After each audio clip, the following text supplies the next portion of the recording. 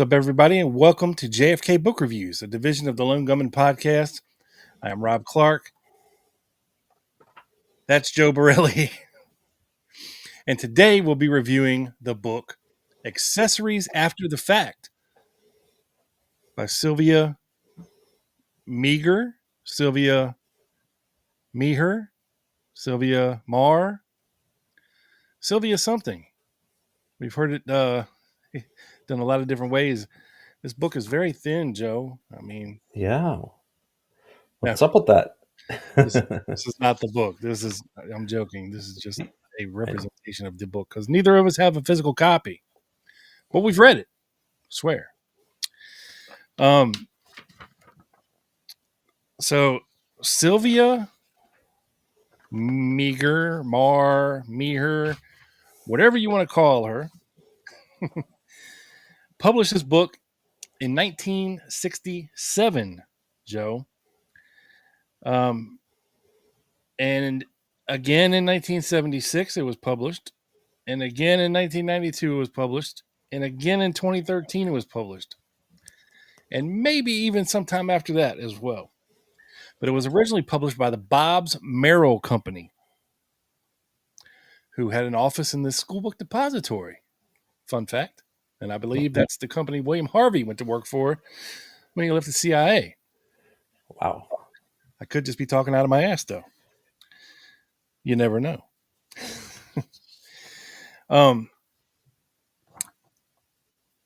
This is a very talked about book, if you will. It's very early. She's a woman, and I want to say that, Joe, that this book is very respected. And we'll get into that here in a minute, but this thing is loaded, buddy. I mean loaded. You got 27 chapters, 5 parts. You got an introduction, a foreword, you got an epilogue, an appendix, and an index. And you better believe this thing has an index, because in 1965, she wrote an index to the Warren Report. Right. The first person to ever do so, to try to make sense out of the thing. Because there's a lot about it that doesn't make sense. It's all over the place. There's no order to it. And she was the first one to actually bring some order to it and create an index to make things easily findable within the 26 volumes and the Warren Report itself. But back to Sylvia. She was born in 1921, Joe. She married, she was taking classes at Brooklyn College, and she met and married her teacher, Joe. Yes. She was hot for teacher. But sadly, he was a devout alcoholic, and they had a difficult relationship. Hence, probably why she had the time on her hands to create an index to 26 volumes of the Warren Report and write this book. But I digress. She went on to be a research analyst for the United Nations World Health Organization, or the WHO.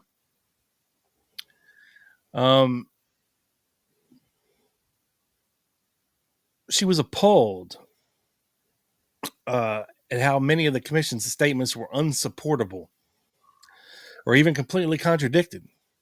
So she set out to write this book to, in her mind, right some of the wrongs associated with the Warren Report. This book, I believe it varies with printings, but you're looking anywhere from 476 pages to 512 pages. It is available in hardcover and paperback all over Amazon all day long. I think you can get a new one for $16.99, used from $3.94. You can get it in paperback, hardcover, Kindle, and audiobook, although it is not read by her. She passed away in 1989 before there was such a thing as audiobooks. I think, unless they were on cassette tape back then. But anyway, that was before all the hoopla with the JFK movie and all that jazz. But Joe, this book definitely has a conspiracy lean to it. So let's get into some of the meat and potatoes about this book, please, sir. All right. Well, I think we might even need to add a new character category, a factual lean, because that's really what this is. What was the author's purpose or goal in writing this book? And we got a smart aleck comment a couple weeks ago, Rob. Well, of course the goal is to sell books. And yes, that is, of course, a goal in a lot of cases, but that's not the purpose. And her purpose in 1967, obviously, we talked about how she read all 26 volumes and wrote an index, which, of course, the Warren Commission did not have an index. So you have to go all the way to the epilogue at the end of the book to find the purpose. And that is, she is calling for a new investigation. And again, this is 1967. This is just as Garrison's probe was being announced. No attempt has been made in this study to deal comprehensively with every aspect of the Oswald case. Such a comprehensive, all-inclusive study would involve perhaps a second set of 26 volumes. The author's purpose has been to reach as many people as possible with a message that has lost none of the urgency or importance during the years which have elapsed since the publication of the Warren Report. It is hoped that message has been made apparent by means of the comparisons presented in this study between the raw evidence and the misleading and sometimes spurious presentation of that evidence by the Warren Commission. The discrepancies, distortions, and misrepresentations of crucial points of evidence are sufficient, even on a selective rather than a comprehensive basis, to condemn the Warren Report. The Commission has issued a false indictment. It has accused Lee Harvey Oswald after first denying posthumous defense and then systematically manipulating the evidence to build the case against them. Even so, the Warren Commission report leaves the case against Oswald wide open. And she talks about how a new investigative body should attack the evidence against Oswald in the Warren report and present an objective and scientific evaluation of the evidence so that ambiguity about his role in the assassination will, if possible, be dispelled. And then she goes, since February 67, when it was first revealed that Mr. Garrison was conducting his own investigation of the assassination, that he considered the Warren report to be mistaken, his activities have been much in the headlines. I must admit that at the beginning, Mr. Garrison's rhetoric was disarming. Let justice be done, though the heavens fall. But as the Garrison investigation continued to unfold, it gave cause for increasingly serious misgivings about the validity of his evidence, the credibility of his witnesses, and his methods. The fact that many critics of the Warren Report have remained passionate advocates of the Garrison investigation, even condoning tactics which they might not condone on the part of others, is a matter for regret and disappointment. Nothing less than strict factual accuracy and absolute moral integrity must be deemed permissible if justice is indeed to be served. That was written in June of 1967, about 6 or 7 months after Garrison's probe was announced. So those are strong words, Rob. And it's definitely one of the earliest and most influential works of the critical research community on the assassination of JFK.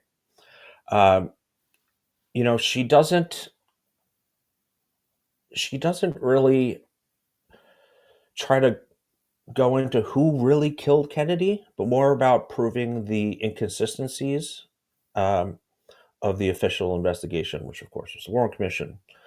And like you mentioned, there are 27 chapters, and they vary from topics. They're separated into, let's see, 5 parts. And first one is the assassination, the motorcade, the shots, speed of the presidential car, mark on the curb. talks about the Zapruder film, Chapter 2, Book Depository, the Chicken Lunch, which we talked about. Chapter 3, Escape from the Depository, Bus Ride, the Cab Ride, which we've gone over recently as well. The Rifle, Chapter 5, Autopsy, Medical Findings. Then goes into history of Oswald, his defection to Russia, some of his Marine history, Alec Heidel, of course, then the murder of J.D. Tippit, General Walker, and pretty much everything else, every other topic you could think of the assassination. So, I mean, this book is extremely thorough. There's not much of the assassination that this does not touch. And just going to read one little part here. And I guess in the 76 reprinting, her preface was written by Richard Schweiker, right, of the Church Committee and later the HSCA as well. And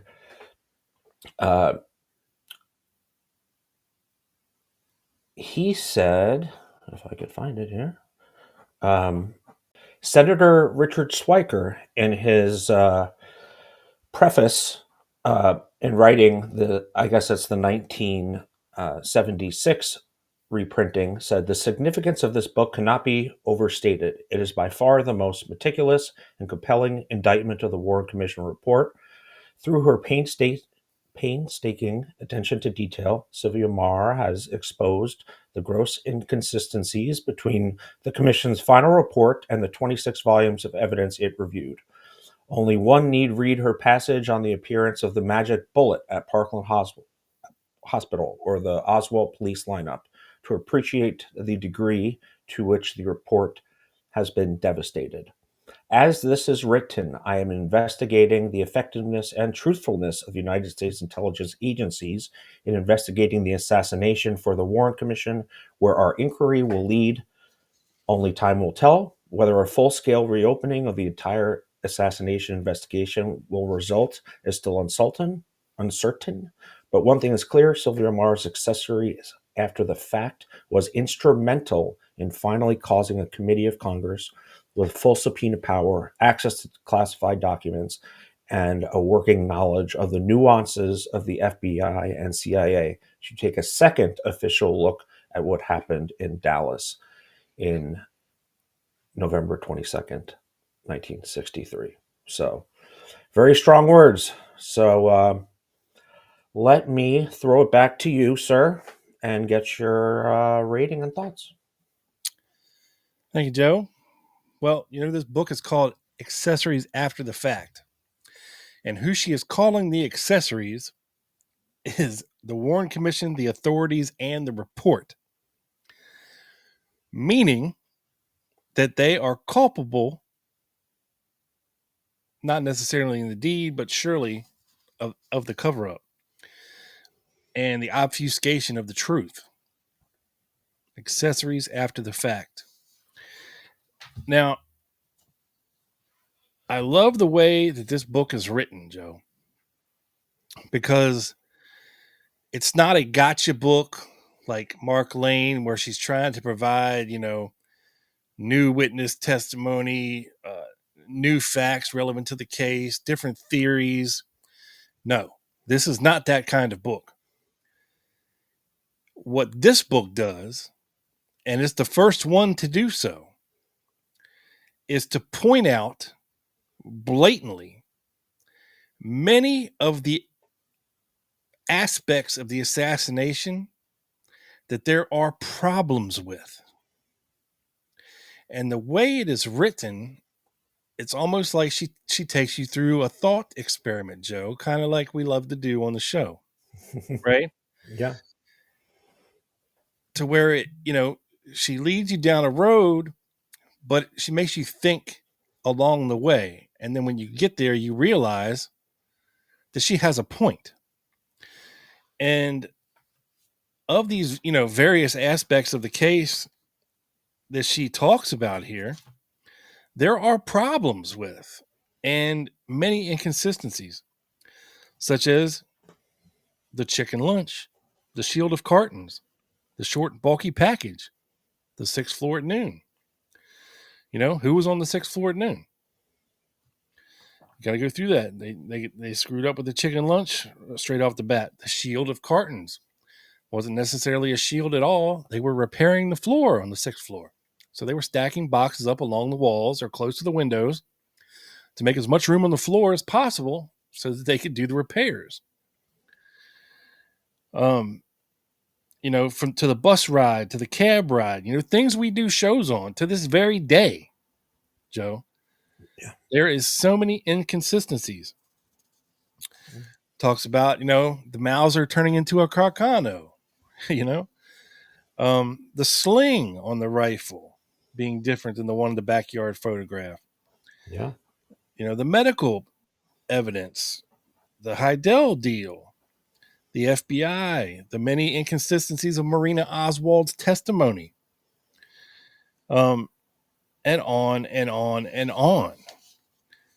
And I think that is why this book is so respected, is because it was the first book to actually go through a lot of aspects of the case where people had real questions and problems with and address them and kind of explain why there was a problem, and to lay out the evidence in a way that you could collate it and form it into a different narrative than the Warren Commission set out to do in their report.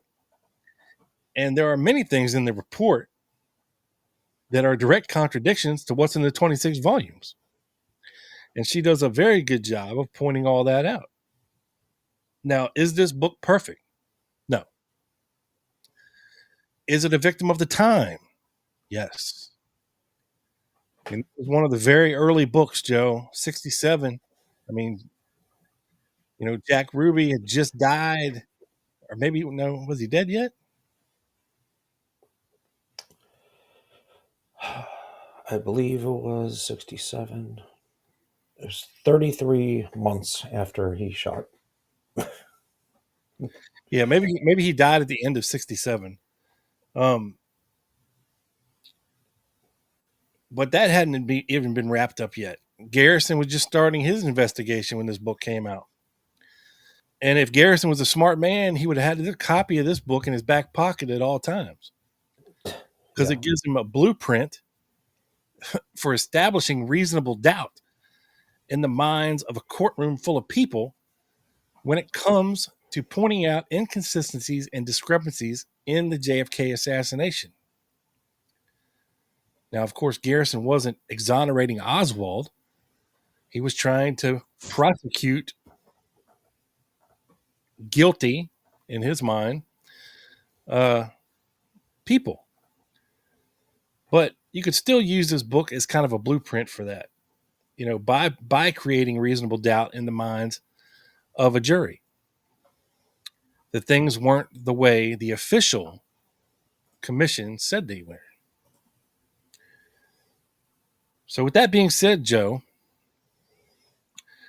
I'm going to give this book.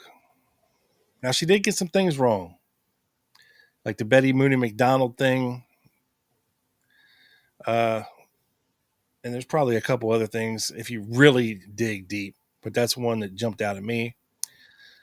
But again, for what it was, for when it came out, for who she was as a woman being interested in this in 1960s, and how respected this work has stood up over the test of time. I don't think there's another JFK assassination book that has been published and republished this many times at all when it comes to the case. I mean, I can't think of one.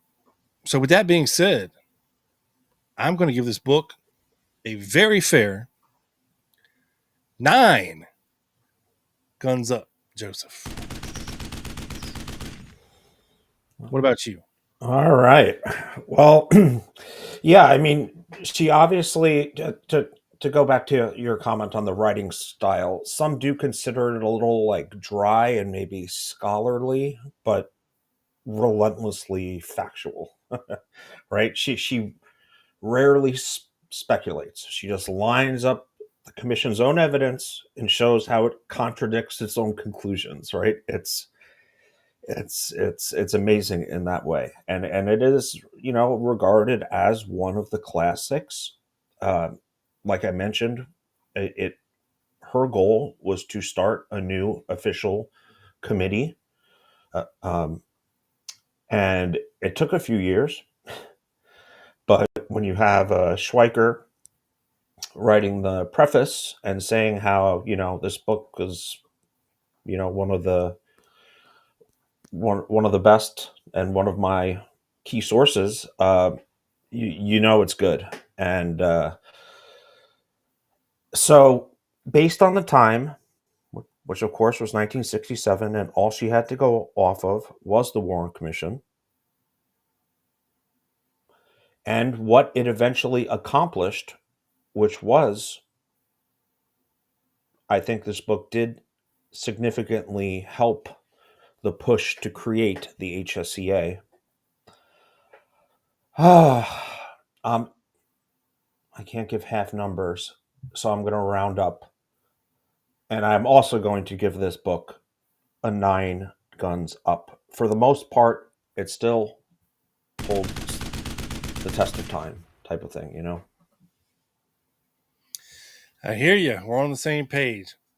So, folks, if you enjoyed this book review, you're going to love the show we do live every Friday night at 7 p.m. right here on YouTube. We live stream also on Wednesday night, 7 p.m. for our channel members. And in the meantime, head over to our channel, give us a follow, a subscribe, and check out all of our other videos under the playlist section. You'll find all of our other book reviews. You'll find all of our live shows that we've done, all the videos we've put out over the years. We've been doing this for a long time, folks. There's a lot of material over there. Make sure you head over there and check it out.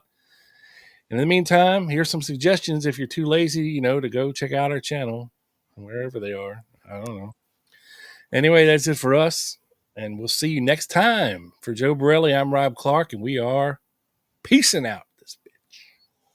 Thank you.